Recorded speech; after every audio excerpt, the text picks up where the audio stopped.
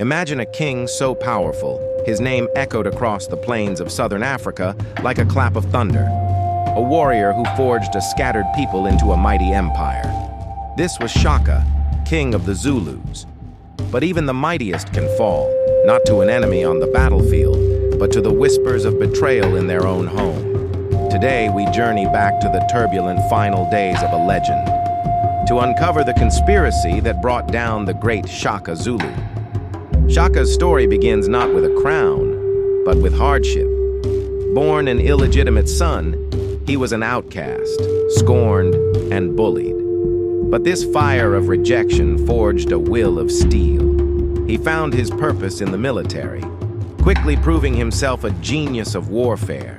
He didn't just fight, he revolutionized the very art of combat. He introduced the short stabbing spear, the Ikalwa, and the terrifying buffalo horns formation, an encirclement tactic that crushed his enemies. His discipline was absolute, his strategies brilliant. Ascending to the Zulu throne in 1816, Shaka unleashed his vision. Through conquest and diplomacy, he began the Mfecane, the crushing. He absorbed smaller clans into his growing Zulu Kingdom, uniting them under a single powerful identity. In just a decade, he transformed a minor chiefdom into one of the most formidable empires in African history, stretching across vast territories. His royal kraal, Bulawayo, became the heart of a disciplined, centralized state. Shaka was more than a king. He was the architect of a nation. He was the father of the Zulu people. But the same force that built his empire also sowed the seeds of its undoing. Shaka's rule was absolute, and his methods could be brutal. He demanded unwavering loyalty, and the price for failure was often death. While many revered him as a visionary leader, a growing undercurrent of fear and resentment began to ripple through his kingdom, even among those closest to him. The king, it seemed, was becoming a tyrant in the eyes of some. The turning point, the moment the world began to fracture for Shaka, came in 1827 with the death of his beloved mother, Nandi. She had been his anchor, his most trusted advisor, the one person whose love was unconditional. Her loss shattered him. Shaka plunged into a grief so profound it bordered on madness. He decreed a period of national mourning so extreme it crippled the kingdom. Planting crops was forbidden, the use of milk was outlawed, and any woman who became pregnant was to be executed along with her husband. Thousands of Zulus who were judged not to be grieving sufficiently were put to death. The empire that Shaka had built with such precision was now being torn apart by his own sorrow. The king's grief had become a national catastrophe. This period of chaos and terror was the opportunity his enemies had been waiting for. The whispers of dissent grew into a full-blown conspiracy. At its heart were the men who should have been his most loyal protectors, his own half-brothers, Dingain and Malangana. They saw a king weakened by grief, a ruler whose actions were alienating his people and destabilizing the nation.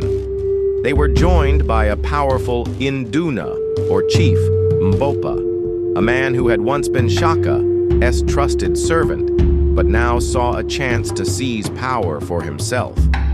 They felt Shaka's tyranny was not just a danger to them personally, but a threat to the very survival of the Zulu Kingdom. The conspirators chose their moment carefully. In September 1828, with the bulk of the Zulu army away on a campaign far to the north, Shaka was left relatively unprotected at his new royal kraal, Dukuza. The scene was deceptively peaceful. Shaka was holding court, meeting with envoys from a distant tribe. He was relaxed, unsuspecting. Then, they struck.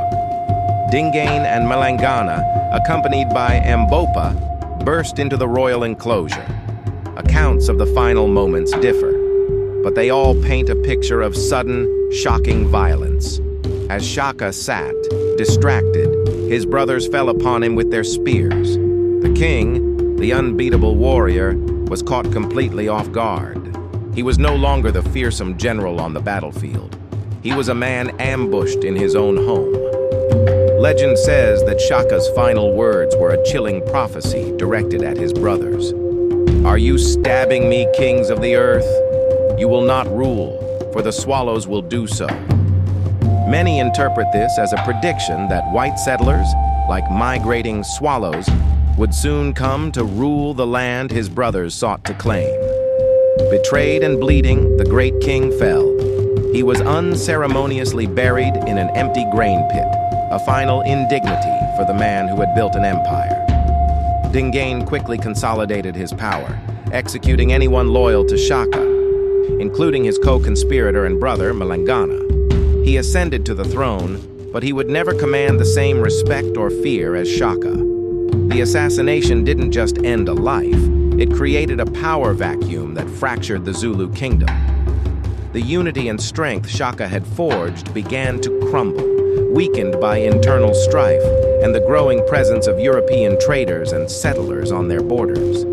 Shaka's prophecy of the Swallows would hauntingly come to pass in the decades that followed, leading to conflicts that would reshape South Africa forever.